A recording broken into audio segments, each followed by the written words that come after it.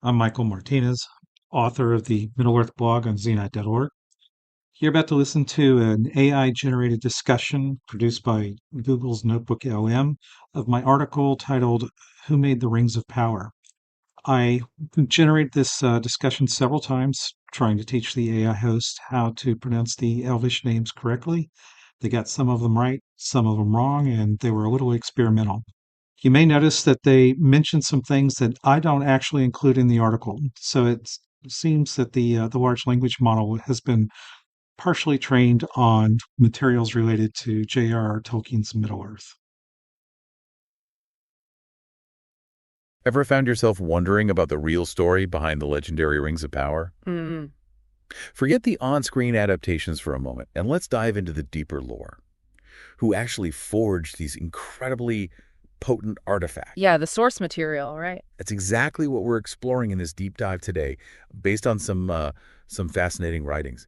We're going to unpack the history, the motivations, and ultimately the fate of the elves who brought them into being. It's quite a story. And you're here because you want to get informed without getting lost in a Tolkien-esque encyclopedia, right? Yeah. So we're promising a focused and engaging exploration. Keeping it clear. We're drawing primarily from an insightful article on the Middle-earth blog at zenite.org titled, Who Made the Rings of Power? Okay, let's get right to it then. Let's do it. According to our source, the Rings of Power were crafted by a group of Noldoran elves known as the Gwythae Myrdain. Mm-hmm. The people of the jewelsmiths, basically. Right, and their efforts were spearheaded by Celebrimbor. He was the last living grandson of the legendary Fëanor, still in Middle-earth. Which is a huge connection back to the first age. Definitely. And what immediately stands out is that while Tolkien doesn't give us, exhaustive details about the Gwythae Myrdain themselves. No, not loads on the group as a group. Their creation of the rings is presented as just this monumental achievement for their culture. Oh, absolutely. It's central. And it helps to understand who these Noldor actually were. Okay, yeah. Tell us about them. Well, they weren't just any elves. They belonged to one of the three original kindreds, the Tatjar. The Tatjar. Got it. And when the Valar, the powers of the world, essentially invited the elves over to Valinor, the Undying Lands, a big chunk of the Tatjar went. And over there in Valinor, they became known as the Noldor. It means something like those of deep knowledge or the wise folk. The wise folk. And wise really does seem like maybe an understatement. I'd say so. Because the article highlights that the Tatjar, both the ones who went to Valinor and those who stayed behind, they were apparently the most inquisitive and innovative of all the elven peoples. Really driven by curiosity and making things. Exactly. So once they got to Valinor, under the guidance of the Valar and the Mayor, who were kind of like lesser spirits serving the Valar. Angelic beings, almost. The Noldor really refined their natural talents and skills. But here's where it gets super interesting. Even in that group, one figure just shone brightest. Fëanor. Ah, Fëanor. Always comes back to him, doesn't it? Right. Eldest son of King Finwë, hailed as the most gifted craftsman and lore master of the Noldor. Unmatched, really. The source even suggests that Fëanor and his close followers kind of surpassed the other Noldor in their art and power. But maybe also a bit stuck in their ways. The article mentions them being tradition-bound, maybe even a bit elitist. Yeah, that's definitely part of Fëanor's characterization, that pride, that intensity. And if you connect this back to the bigger story, that strong will, that Noldoran sense of maybe being better, it played a huge role in their history. His rebellion against the Valar, his exile, it meant only a smaller group of Noldor actually followed him back to Middle-earth. Compared to the ones who followed his half-brothers, right? Exactly. They set up in eastern Beleriand, but as the article reminds us, Morgoth, the original Dark Lord, eventually overthrew their lands. A tragic history there. Very. And even after Fëanor died, his son Maedhros took over, but there were still issues, disagreements with other elves, isolation, and eventually many of his followers just deserted. So a pretty turbulent background leading up to Celebrimbor. Absolutely. It really sets the stage for understanding why Celebrimbor and his people did what they did later on. Okay, so let's fast forward. Morgoth is defeated. End of the First Age. We find Celebrimbor, Fëanor's grandson, setting himself up in Lindon. That's Gil-galad's kingdom. On the coast. And they stayed there for a good while. The source says roughly 700 years, which is actually, longer than Fëanor himself ruled his bit of Beleriand. Yeah. That's a long settlement. Makes you wonder what changed. Well, something big did change. The dwarves of Khazar-Dumoria, as it became known later, they discovered mithril. The wonder metal. Exactly. And this discovery spurs Celebrimbor and a whole load of Noldoran smiths to pack up and head east to a place called Urgiron. The land of Holly, just west of the Misty Mountains near Khazad-dûm. 700 years in Linden. Then this big move. It must have been the mithril, right? Partially? Partially, yes. But the location, Urgiron, Holland, it's significant too. The article touches on how important holly is in, like, Western European folklore. Oh, interesting. How so? Well, it's often linked with elves, spirits, craftsmanship, even healing and fertility sometimes.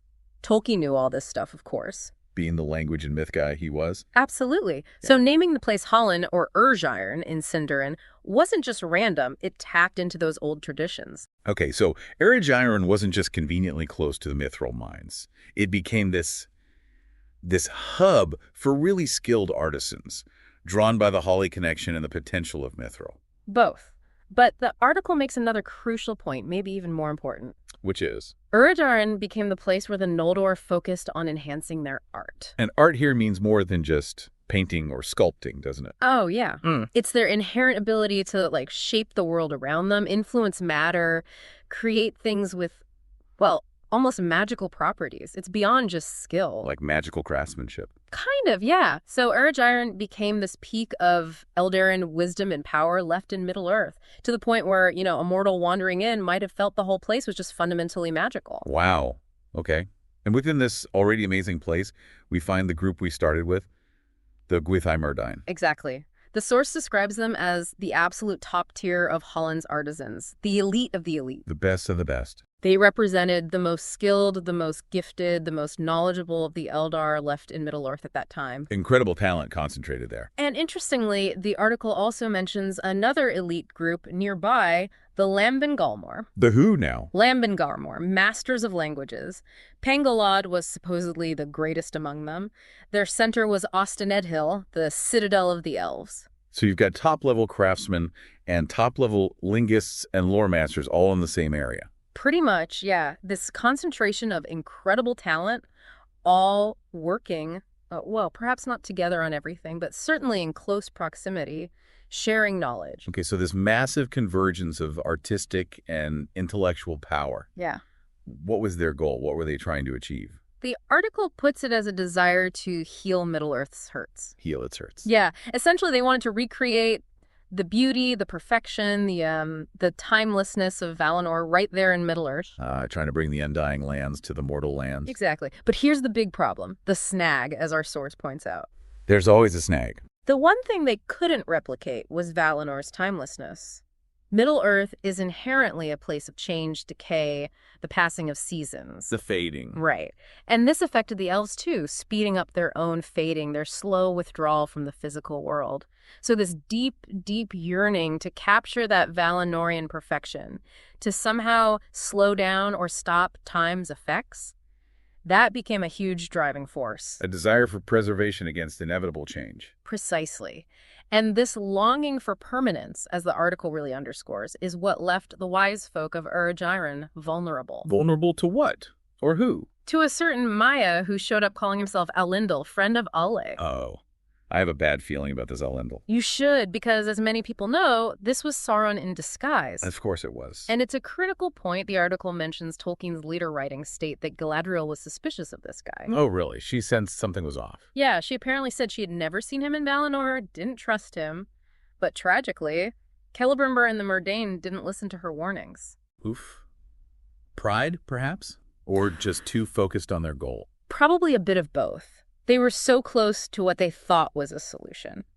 And this leads us straight to the rings themselves, doesn't it? Their creation, their purpose. Directly. The article quotes Elrond from the Council of Elrond, where he says the elves of Urgiron made the rings for making, healing, and understanding. Making, healing, understanding. So initially, they were tools to enhance what the Eldar were already doing, their crafts, their knowledge. That seems to be the idea, yes.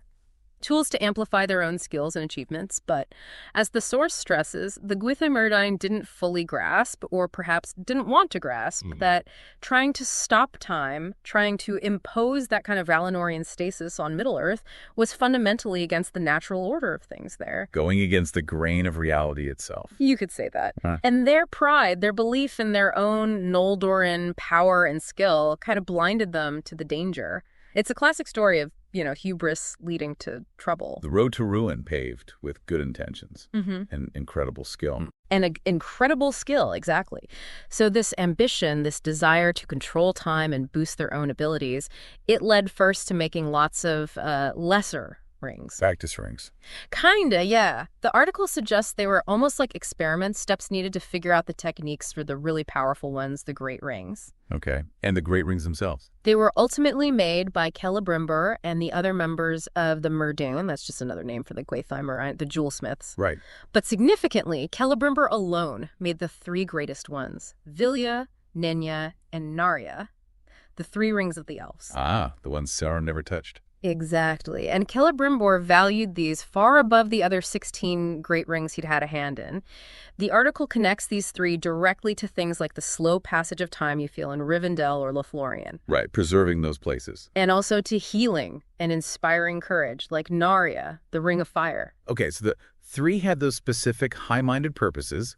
What about the other 16 great rings, the ones Sauron later got hold of? Well, the source suggests their powers likely included things like being able to see and communicate with wraiths. Handy for Sauron later.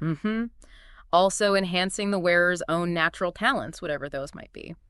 And quite possibly also slowing down the effects of time on the wearer, similar to the three, but maybe to a lesser degree or in a different way. So that theme of preservation and enhancement runs through all the great rings, really. It seems to be the core idea, yes. This profound desire to preserve, enhance, and maybe even, manipulate reality a bit. But this ambition, this whole project, Yeah. it didn't end well, did it? Not at all. It ended in tragedy.